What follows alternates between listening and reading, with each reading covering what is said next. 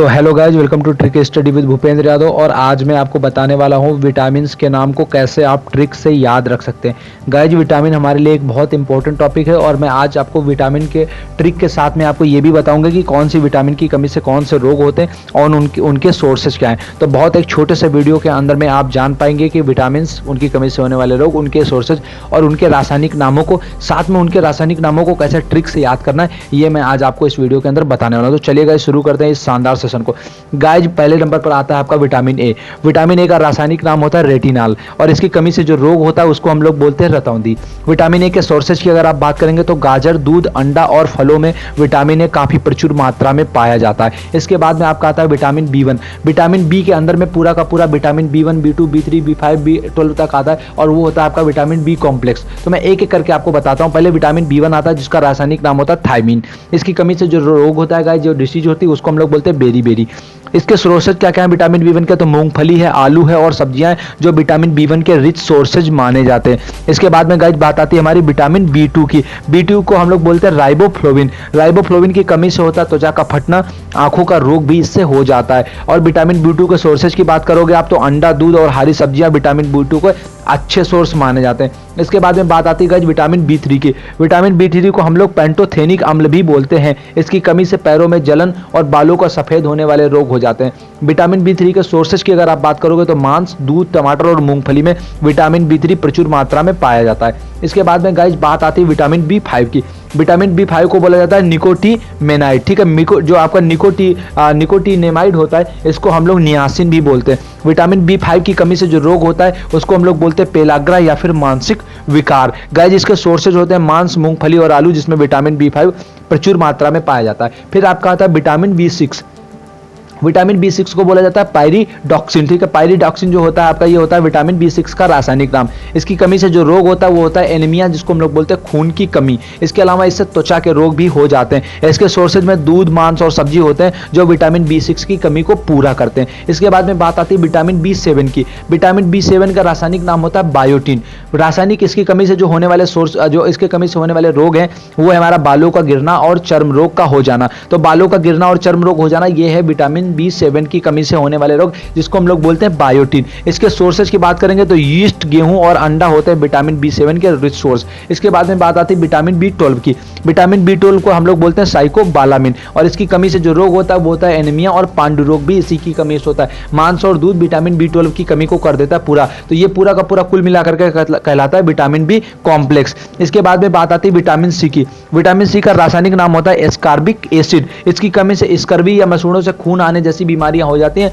और विटामिन जो सी होता है इसके सोर्सेज में आंवला, नींबू या फिर जो आपका नारंगी होता है, संतरा, ये सारे के सारे आते हैं। यानी कि कुल मिलाकर के जो खट्टे फल होते हैं उनमें विटामिन सी पाया जाता है और इसका रासायनिक नाम एस्कॉर्बिक एसिड होता है।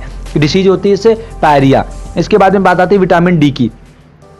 विटामिन डी की गाइस आप बात करोगे तो इसका रासायनिक नाम होता है कैल्सीफेरॉल। ठीक है, कैल्सीफेरॉल जो है ये विटामिन डी की कमी से होता है। विटामिन डी जो है इसकी कमी से जो रोग हो जाता है ये आपका होता है रिकेटस। ठीक है, विटामिन डी का रासायनिक नाम है हमारा कैल्सीफेरॉल और इसकी कमी से जो रोग होता है उसको हम लोग बोलते हैं रिकेटस। ठीक है, इसके सोर्सेज की अगर आप बात करोगे तो सूर्य का प्रकाश, दूध और अंडे में विटामिन डी प्रचुर मात्रा में पाया जाता है। इसके बाद बात आती है विटामिन ई की। विटामिन ई का रासायनिक नाम होता है टेकोफेरॉल। इसकी कमी से जो रोग होता है वो होता है जनन शक्ति का कम हो जाना। इसके सोर्सेज में हरी सब्जी, मक्खन और दूध आते हैं। इसके अलावा अंकुरित गेहूं का जो तेल होता है उसमें भी विटामिन ई काफी प्रचुर मात्रा में पाया जाता है। लास्ट में आपका आता है विटामिन के। विटामिन के को बोला जाता है फिलोक्विनोन। ठीक है, फिलोक्विनोन बोला जाता है विटामिन के को। इसकी कमी से रक्त का थक्का नहीं जमता है और स्रोत जो है इसके टमाटर, हरी सब्जियां व दूध जो है विटामिन के रिच सोर्सेज माने जाते हैं। तो चलिए मैं अब आपको बताता हूं कैसे ट्रिक से आप विटामिन और उनके जो रासायनिक नाम है उनको याद रख सकते हैं। गाइस, तो इसके लिए आपको ट्रिक पहले यूज करने से पहले मैं आपको एक एक विटामिन का रासायनिक नाम बता देता हूं। विटामिन ए का रासायनिक नाम होता है रेटिनॉल। विटामिन बी का रासायनिक नाम होता है थायमीन। विटामिन सी का रासायनिक नाम होता है एस्कॉर्बिक एसिड। विटामिन डी का रासायनिक नाम होता है कैल्सीफेरॉल। विटामिन ई का रासायनिक नाम होता है टेकोफेरॉल और विटामिन के का रासायनिक नाम होता है फॉलिक एसिड। चलिए अब मैं एक एक करके आपको बताना स्टार्ट करता हूं कि आपका कैसे आपको ये जो पूरा का पूरा है वो आपको याद रहेगा। ठीक है, आज चलिए पहले देखते हैं। तो इसके पहले ट्रिक मैं आपको बता देता हूं कि इसके लिए आपको ट्रिक का यूज करनी है। आपको इसके लिए ट्रिक यूज करनी है रथ पर एक टॉफी, या रथ एक टॉफी भी आप यूज कर सकते हैं, लेकिन अगर आप रथ पर एक टॉफी रखेंगे तो आपको ये थोड़ा सा पढ़ने में आसान लगेगा, अच्छा लगेगा। अब रथ पर एक टॉफी वाली ट्रिक जो है ये आपकी काम कैसे करेगी ये मैं आपको यहां से बताना स्टार्ट करता हूं। गाइस, रथ पर एक टॉफी में सबसे पहले आपका आता है रा, और रा से आपका जो हो जाएगा रेटिनल। तो जो विटामिन ए है इसका रासायनिक नाम क्या होता है? इसका रासायनिक नाम होता है रेटिनल। इसके बाद में बात आती है था की। तो चलिए मैं आपको बताता हूं कि जो था है ये आपका कैसे काम करेगा। गाइस, जो आपका था होता है, था से आपको हो जाएगा थायमिन, और थायमिन बोलते हैं विटामिन बी को रासायनिक नाम के रूप में। ठीक है, तो विटामिन ए होता है रेटिनल और विटामिन बी होता है थायमिन। तो रथ से हो गया रेटिनल और थायमिन। इसके बाद में बात आती है एक में ए की। ठीक है, ए से आपका क्या हो जाएगा? ए से आपको हो जाएगा एस्कॉर्बिक एसिड, और ये रासायनिक नाम होता है विटामिन सी का। ठीक है, विटामिन सी का रासायनिक नाम क्या होता है? ये होता है एस्कॉर्बिक एसिड। तो एक में ए से हो जाएगा हमारा एस्कॉर्बिक एसिड। इसके बाद में बात आती है का की। तो का से हमारा क्या हो जाएगा? का से हमारा हो जाएगा कैल्सीफेरॉल। कैल्सीफेरॉल जो आपका विटामिन डी होता है इसका रासायनिक नाम होता है कैल्सीफेरॉल। तो इसलिए आपका एक में का से हो जाएगा कैल्सीफेरॉल। तो रथ से हो गया रेटिनल और थायमिन, एक से हो गया एस्कॉर्बिक एसिड और कैल्सीफेरॉल। अब बात आती है टॉफी में टा की। तो टा से हमारा क्या हो जाएगा? टा से हमारा हो जाएगा टेकोफेरॉल। ठीक है, जो हमारा विटामिन ई होता है इसका रासायनिक नाम होता है टेकोफेरॉल।